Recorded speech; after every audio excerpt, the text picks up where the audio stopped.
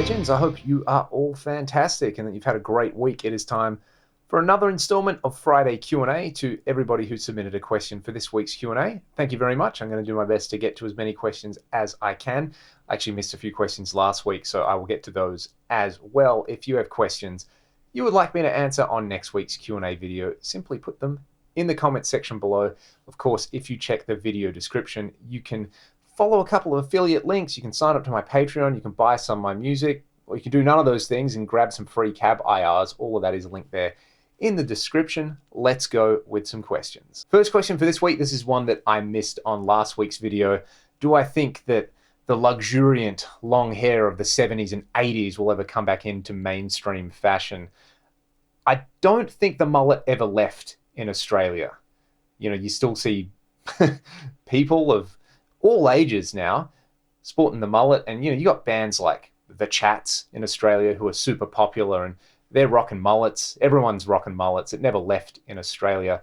And I kind of want to wonder, was long hair ever really that popular in mainstream society in the US, especially in the 70s? Obviously, I like listening to 70s rock music and folk and prog from that era where everyone looked like a grand wizard. But, that was also kind of the era of, well, maybe not the 70s, but definitely the 80s, like kind of conservatism being ascendant in American politics. And you watch a lot of movies from that era, and there's a lot of short hair going on there, and a lot of other things like cocaine and people driving super cool looking cars that unfortunately nobody will ever be able to afford anymore because of that. But I digress. It certainly never went out of fashion in my house anyway. So that's kind of the thing that I like about it. I like it. I really couldn't care if anybody else likes it. If it becomes cool again, awesome. That's good for the people who care about that stuff.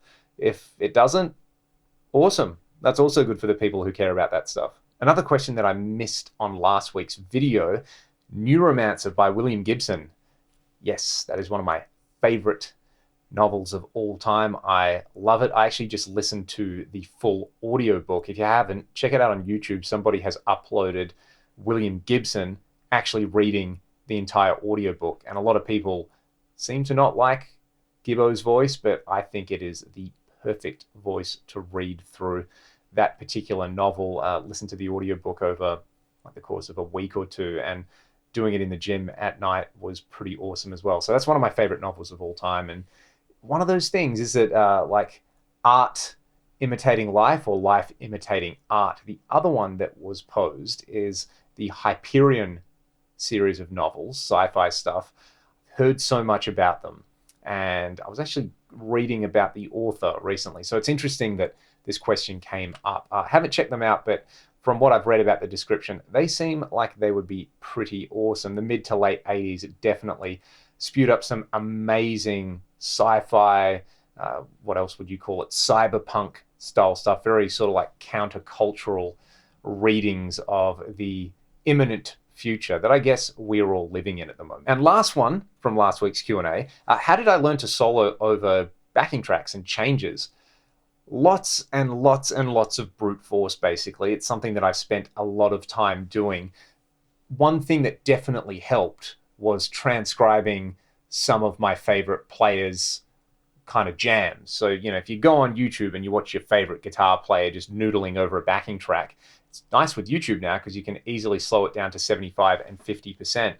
But just learning little phrases and learning how to stitch things together. I should do a video at some point just talking about like extended solos and things like that. I've definitely kind of broken it down into a system now that I teach to a lot of my students as well, which I guess a lot of people might compare it to like the Cage thing and using arpeggios and using target tones. I don't think it's a super complicated system, but it helps to know the chords, put it that way, and it helps to have a good kind of vocabulary or bag of licks, and it helps to just do it a lot. It's like one of those things. If you want to get good at speaking a language, speak as much of it as you can. Alrighty, on to this week's questions. If I could only listen to one band for the rest of my time on this earth, who would it be?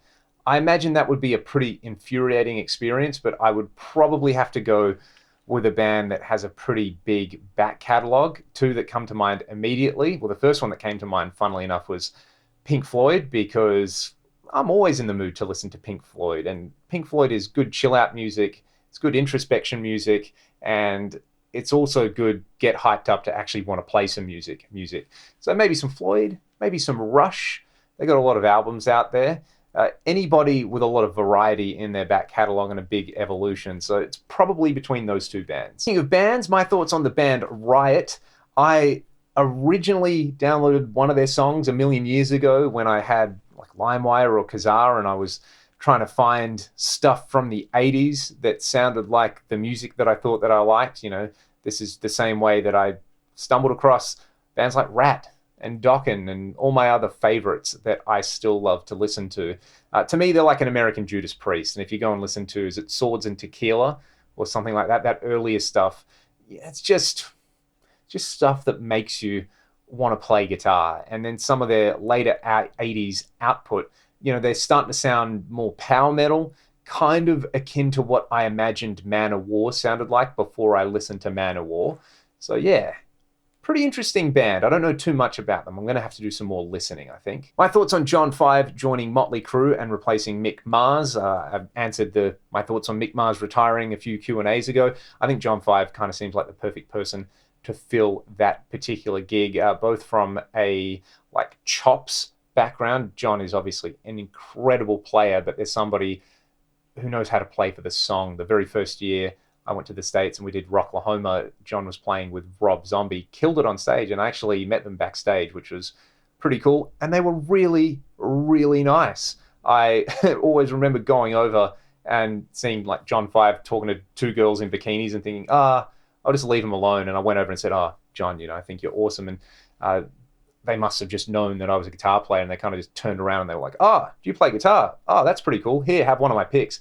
And I gave John 5 a ragdoll pick. So I doubt John still has that pick. But if they're watching that and you remember this, that'd be pretty cool. I'll have to find the photo of it as well, because I got to take a photo with famous American guitar player. I was a little bit starstruck, but it's pretty awesome that John's in Motley, and you know that they're going to do a very, very good job in that role. Using my PRS SC245, my main guitar, it's got a short scale length. Do I think that affects things when I want to play in drop C? That guitar lives in drop C, so I'm pretty used to it. Most people might find it a little bit slinky, but I just keep it strung up with Elixir 10 to 52s and hasn't really let me down at any point. It's an amazing guitar. I think it works really well in that tuning with those strings and stays intoned. It records great. It plays great live.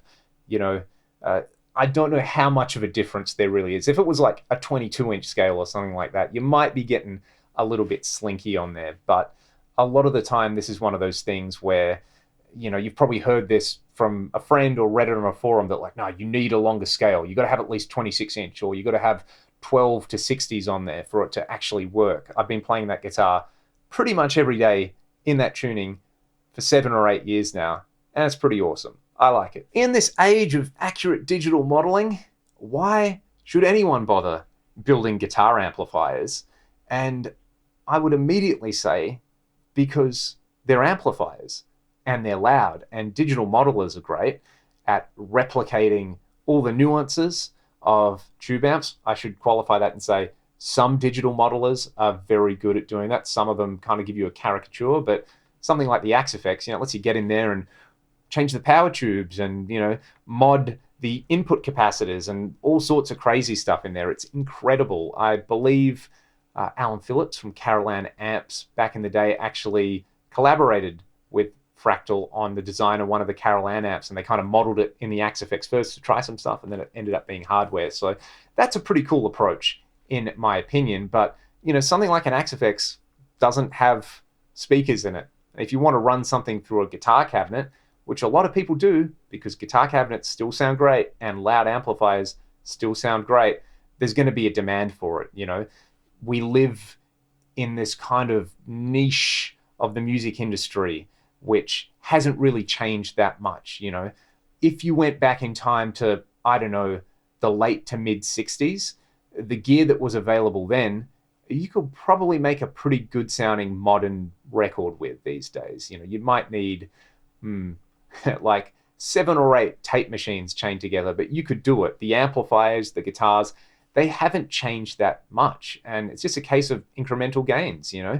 Like, look at something like the Boogie Mark series. You had the Mark 1, and now you got the Mark 5, where they just, you know, every 10, 15 years put out a new amp, bake all these cool revisions in, try to cater for what people have been doing with those particular amps, and give guitar players tools that inspire them. So I think they're always going to be around. They may not be the most convenient thing. They may not be preeminent everywhere you go, but I think ultimately, you know, guitar players, we like cool stuff. I like amps. I'm never not going to like amps. Playing through an amp is, you know, one of the simple pleasures in life. So that's why I think there will always be a market for it until tube production stops. And then I'm sure people will suddenly be like, oh, you know what? Like, yeah, digital modelers do universally sound pretty decent. I like that. Which lexicon unit would I recommend for a guitar player between the MPX 100, the MPX 1, and something like a PCM 70 or PCM 81? I think the MPX 1 probably hits the sweet spot, unless you're on a very limited budget, in which case the MPX 100 is going to give you some very cool sounds for not too much money. The MPX G2 I actually kind of like slightly more than the MPX 1 because it's got more power and you can use it as a preamp or something like that. But the reverbs on the MPX 1 sound great. The delays are great. The mod effects are great. It's just something that is going to work in a guitar rig. The PCM stuff is a little bit more involved. I feel like you really have to know what you want and what you're doing to get the most out of that, whereas the MPX 1 just serves up some vanilla stuff really, really well. We were talking about the new Metallica song Lux Eterna last week, and star patron and friend of the channel Marcelo pointed out that it kind of sounds like early Diamond Head, and wanted to know if I had checked out the Diamond Head re-recordings. I hadn't. I didn't realize that. I'm normally not a massive fan of re-recordings of classic albums. You know, I feel like these classic albums should be like a kind of snapshot of where a band is at a certain place at a certain time. But I went and listened to it. I listened to the first couple of songs, and I think if you're going to re-record something and make it sound a little more modern, it's a pretty good job. They didn't go all out and just make it sound like this massive wall of sound. It still sounds like a pretty good live band, more or less cutting it in the studio. So I'm going to give that one a little bit more of a listen over the week. Thank you for the recommendation, Marcelo. And to finish things up, my thoughts on the Pantera reunion videos that have been circling the net. Like everybody else, I checked these out within hours of that gig. I think they nailed the sound. I think Phil sounds amazing. Whoever is stage managing that show has obviously said, hey, Zach, don't do a pinch harmonic every second note. And Phil, don't run around like you did when you were in your 20s. Just stand there and deliver. And they're both doing that, and it sounds pretty fantastic. And Charlie's drum sound, I think, is the coolest thing. It really does sound like Vinny's drums from those phone recordings. So yeah, I mean, what else did you expect with amazing players who are friends of the band? I think these songs should be played live, and you know, whether you think it's in the spirit of it or not, they're great songs and they should probably be experienced live. And there's a whole generation of people like me who wouldn't have been old enough to see the original Pantera. So if they come to Australia, I would go to that gig. I mean, I'd just love to see Zach and Phil live because they're fantastic, but I imagine it would be a pretty good time. That is it for this week's Q&A. If you've got questions for next week, put them in the comments section below. Have a great weekend. Go and play some guitar if you have the chance. And, I mean, why not let me know what you're all playing and listening to this weekend in the comments section below. My questions are falling over right here, so it's a pretty good indication that it is time to go. I'll see you next time.